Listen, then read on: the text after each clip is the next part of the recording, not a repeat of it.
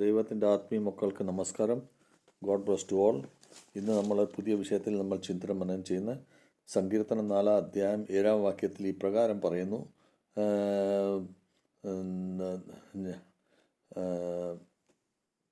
യഹോവ നിൻ്റെ മുഖപ്രകാശം ഞങ്ങളുടെ മേൽ ഉദിപ്പിക്കണമേ. ധാന്യവും വീഞ്ഞും വർദ്ധിച്ചപ്പോൾ ഉണ്ടായതിലും അധികം സന്തോഷം നീ എൻ്റെ ഹൃദയത്തിൽ നൽകിയിരിക്കുന്നു. സങ്കീർത്തനം 4 അധ്യായം 7 വാക്യത്തിൽ ഈ പ്രകാരം പറയുന്നു. യഹോവ നിൻ്റെ മുഖപ്രകാശം ഞങ്ങളുടെ മേൽ ഉദിപ്പിക്കണമേ. ധാന്യവും വീഞ്ഞും വർദ്ധിച്ചപ്പോൾ അവർക്കുണ്ടായതിലും അധികം സന്തോഷം നീ എൻ്റെ ഹൃദയത്തിൽ നൽകിയിരിക്കുന്നു. ഈ വാക്യത്തിൻ്റെ അർത്ഥം, നമ്മുടെ ദാവൂദ് രാജാവ് വളരെ പ്രയാസഘട്ടത്തിൽ ഇരിക്കുന്ന സമയത്ത് അദ്ദേഹം യഹോവയോട് പ്രാർത്ഥിക്കുന്ന ഈ വിധത്തിലാണ്. എന്താ വെച്ചാൽ, നമ്മുടെ ബാഹ്യ പരിസ്ഥിതിയിൽ നമ്മൾ ഏത് വിധത്തിലായിരുന്നാലും ശരി, നമ്മളെ സംബന്ധിച്ച് ആന്തരികമായിട്ട് നമ്മുടെ ഹൃദയത്തിൽ സന്തോഷമില്ലെങ്കിൽ അത് ദൈവത്താൽ നൽകപ്പെടുന്നതാണ്.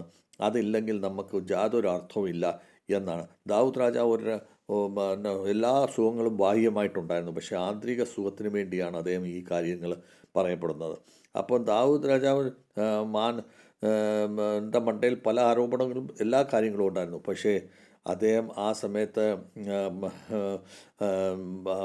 ദൈവത്താൽ കിട്ടുന്ന സന്തോഷം, ഹൃദയത്തിൽ കിട്ടുന്ന സന്തോഷത്തിനെയാണ് ഏറ്റവും വലുതായിട്ട് അദ്ദേഹം മനസ്സിലാക്കിയത്. ദാവൂദ് രാജാവ് ബാഹ്യമായിട്ടുള്ള ആനന്ദവും സന്തോഷവും വെളിയിൽ ആന്തരികമായ ഹൃദയത്തിൽ കിട്ടുന്ന സന്തോഷവും തമ്മിലുള്ള വ്യത്യാസങ്ങൾ അദ്ദേഹം മനസ്സിലാക്കാൻ വേണ്ടി അദ്ദേഹം ഉണ്ടല്ലോ ഫിസിക്കൽ രീതിയിൽ അദ്ദേഹത്തിനെ പറ്റി പറയുന്ന ധാന്യവും വീഞ്ഞിനെ പറ്റിയാണ് അദ്ദേഹം പറയുന്നത്. ധാന്യത്തെപ്പറ്റിയും വീഞ്ഞിനെ പറ്റി അദ്ദേഹം ഈ വിവരണം ചെയ്യുന്നത്. ധാന്യവും വീഞ്ഞും എന്ന് പറഞ്ഞു കഴിഞ്ഞാൽ നമ്മുടെ എല്ലാ കൃഷികളുമുണ്ട്, പൈസകളുണ്ട്, സുരക്ഷകളുണ്ട്, സുഖസൗകര്യങ്ങളെല്ലാം ഉണ്ട്. പക്ഷെങ്കിൽ നമുക്ക് എല്ലാ സർവസമ്പന്നനായാലും നമ്മൾ ബാഹ്യമായിട്ട് സന്തോഷിച്ചാലും ശരി, ആന്തരികമായിട്ട് ദൈവം നമുക്ക് ആനന്ദം തരുന്നില്ലെങ്കിൽ ആ സുഖസൗകര്യത്തിന് യാതൊരു വിലയില്ല എന്നാണ് ദാവൂദ് രാജാവ് ഇവിടെ പറയുന്നത്. അപ്പോൾ നമ്മളെ സംബന്ധിച്ച് നമ്മളൊരു വ്യക്തി ഇടയിൽ എല്ലാ സുഖങ്ങളും ഉണ്ടെങ്കിലും അവൻ ഹൃദയത്തിൽ തിരിഞ്ഞു നോക്കുമ്പോൾ അവൻ പൂർണ്ണമായി ശൂന്യമായി ഇരിക്കുന്നു എന്ന് നമുക്ക് മനസ്സിലാക്കാൻ സാധിക്കുക.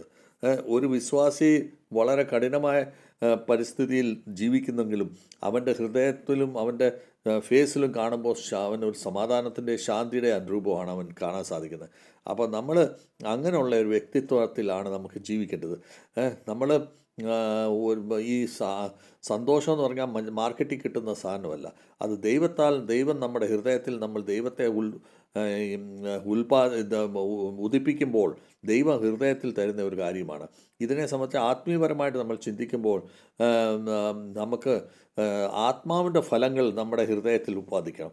ആത്മാവിൻ്റെ ഫലം നമുക്ക് ഗലാത്യയുടെ പുസ്തകം 5 അധ്യായം 22 വാക്യത്തിൽ ഇപ്രകാരം നമുക്കത് പറയുന്നു. എന്നുവെച്ചാൽ ആത്മാവിൽ നമുക്ക് സന്തോഷവും സുഖവും ക്ഷമയും സഹനശീലതയും ധീരതയും നമുക്ക് ഉണ്ടെങ്കിൽ, അങ്ങനെയുള്ള കാര്യങ്ങൾ നമ്മളിൽ ഉണ്ടെങ്കിൽ, ആത്മാവിൻ്റെ 9 ഫലങ്ങളും നമ്മുടെ ഹൃദയത്തിലുണ്ടെങ്കിൽ നിശ്ചയമായിട്ടും നമുക്ക്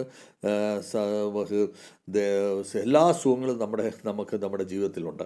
അല്ലാതെ നമ്മുടെ ഭൗതികപരമായ സുഖങ്ങൾ കൊണ്ടല്ല നമ്മൾ ജീവിക്കുന്നത്. നമ്മൾ ആന്തരികപരമായ ദൈവത്തിൽ തരുന്ന ആത്മാവിൻ്റെ സുഖങ്ങളാണ് നമ്മൾ ജീവിക്കുന്നത്. പരിസ്ഥിതികൾ നമ്മുടെ എല്ലാ രീതിയിലും നമുക്ക് അനുകൂലമല്ലായിരിക്കും. പക്ഷേ ദൈവം നമുക്ക് തരുന്ന ആനന്ദമാണ് അതായത് നമ്മുടെ മനസ്സിൽ കൂടി വരുന്ന ആനന്ദം എന്ന് പറയുന്നത് ദൈവം നമ്മുടെ ഉള്ളിൽ ഉൽപ്പാദിക്കുന്നതാണ്. അപ്പം ആ ദൈവമാണ് ഈ ആനന്ദത്തിൻ്റെ സോഴ്സ് എന്ന് പറയുന്നത്, അതിൻ്റെ ഉറവിടയെന്ന് പറയുന്നത്. അപ്പോൾ സന്ദേശം നമുക്ക് ഈ ഭൗതിക ലോകം നമുക്ക് എല്ലാ സന്തോഷങ്ങൾ തരും. പക്ഷേ ദൈവം നമുക്ക് തരുന്നത് ഹൃദയത്തിൽ ആനന്ദമാണ് തരുന്നത്. അതാണ് നമുക്ക് ആവശ്യം. അതുപോലെ ഈ സന്തോഷമുണ്ടല്ലോ, എല്ലാ പരിസ്ഥിതികൾ നമുക്ക് അടിസ്ഥാനത്തിലായിരിക്കും, നമുക്ക് ബാഹ്യമായ പരിസ്ഥിതികളുടെ അടിസ്ഥാനത്തിൽ. പക്ഷേ ആനന്ദം ഉണ്ടല്ലോ നമ്മുടെ ദൈവമായിട്ട് അടിസ്ഥാനത്തിലാണ് അതുണ്ടാകുന്നത്. അപ്പോൾ നമ്മൾ ഉദാഹരണമായിട്ട് നമുക്ക് കാണാം, പൗലോസും ശീലാസും ജയിലിലായിരുന്ന സമയത്ത് അദ്ദേഹം അവിടെ വചനങ്ങൾ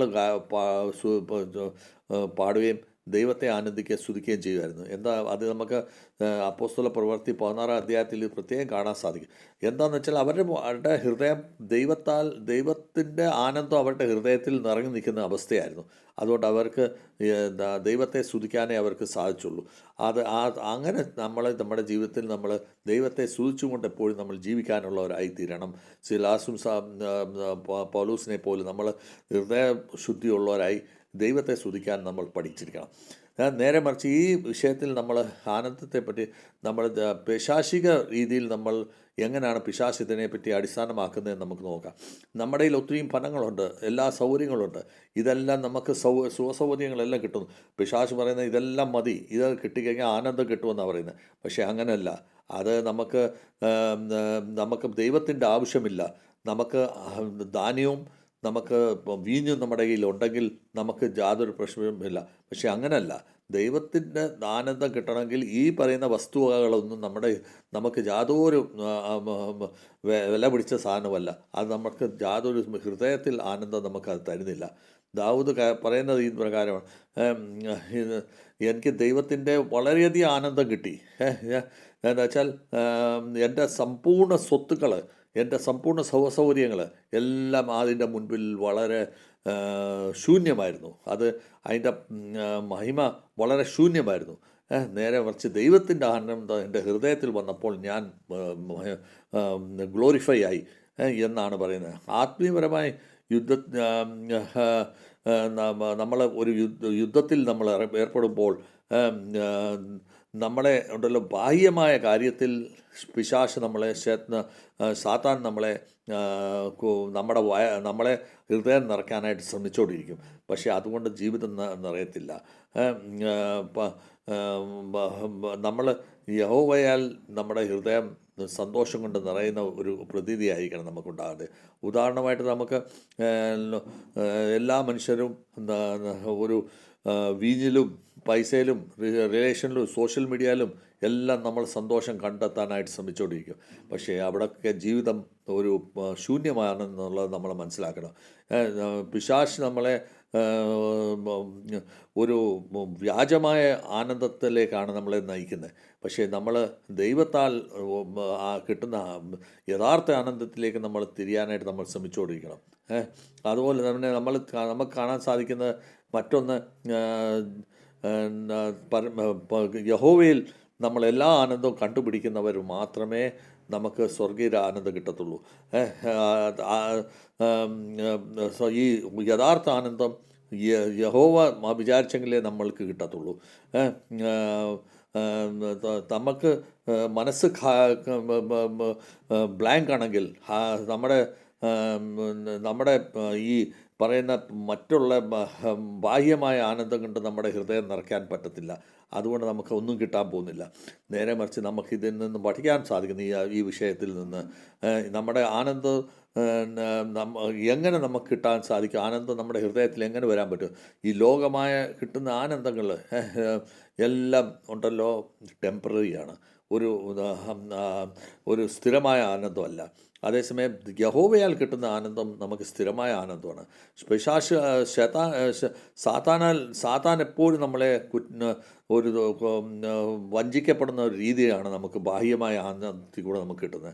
അതേസമയം നേരെ മറിച്ച് നമ്മുടെ യേശു ക്രിസ്തുവിൽ നമ്മുടെ സത്യാവസ്ഥയിൽ കൂടി അദ്ദേഹം ക്രൂശാരോഹണത്തിൽ കൂടെ അദ്ദേഹത്തിൻ്റെ ക്രൂശിൽ ബലിദാനം ചെയ്തതിൽ നമുക്ക് കിട്ടുന്ന ആ ആനന്ദമുണ്ടല്ലോ, അത് യഥാർത്ഥ ആനന്ദവും അത് നമ്മുടെ ഹൃദയത്തിൽ നിറഞ്ഞിരിക്കുന്ന ഭക്തിപരമായ ആനന്ദവുമാണ് നമുക്ക് അതിൽ കിട്ടുന്നത്. അപ്പോൾ നമ്മൾ ഇതിൽ നിന്ന് മനസ്സിലാക്കേണ്ടത്, നമ്മൾ ദൈവമായാൽ കിട്ടുന്ന ആനന്ദം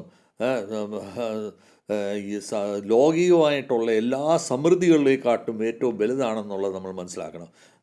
നമ്മൾ ഈ വചനത്തിൽ കൂടെ നമുക്ക് പഠിക്കാനുള്ള ഈ കാര്യം ഇതാണ് എന്നുവെച്ചാൽ, എല്ലാ രീതിയിലും നമ്മുടെ ജീവിതത്തിൽ നമ്മുടെ കുഞ്ഞുങ്ങൾക്കും നമ്മുടെ സമൂഹത്തിനും എല്ലാത്തിനും നമ്മൾ യഹോവയുടെ ആനന്ദം ഉള്ളിൽ നിറച്ചുകൊണ്ട് നമ്മൾ ഇതിനു വേണ്ടി നമ്മൾ ഇറങ്ങിത്തിരിച്ച് നമ്മുടെ ജീവിതത്തിനെ പരിവർത്തനം ചെയ്ത് നമ്മൾ ജീവിക്കണം. ലൗകികമായ ആനന്ദ സുഖസൗകര്യത്തിന് വേണ്ടി നമ്മൾ നമ്മുടെ ആന്തരിക ആനന്ദത്തിന് യഹോവയെ വിട്ടുകളയാൻ പാടില്ല. യഹോവയെ മുറുക്കി പിടിച്ചുകൊണ്ട് നമ്മുടെ ജീവിതത്തിനെ ബലപ്പെടുത്തി നമുക്ക് കിട്ടേണ്ട ആനന്ദം, സ്വർഗീയ ആനന്ദം നമുക്ക് കിട്ടാനായിട്ട് നമ്മളെല്ലാവരും കൂടി നമുക്ക് ഈ അവസരം നമ്മൾ പാഴാക്കി നമ്മൾ പിശാചിക സാത്താൻ്റെ ആനന്ദത്തിലേക്ക് നമ്മൾ പോകാതെ ദൈവിക ആനന്ദത്തിലേക്ക് നമ്മൾ തിരിയാനായിട്ട് നമ്മളെ ഈ വചനം പഠിപ്പിക്കുന്നു. ഇത് നമുക്കെല്ലാവർക്കും പ്രയോജനകരമായി തീരട്ടെ എന്ന് പ്രാർത്ഥിച്ചുകൊണ്ട് എൻ്റെ വാക്കുകൾ ചുരുക്കുന്നു. God bless to.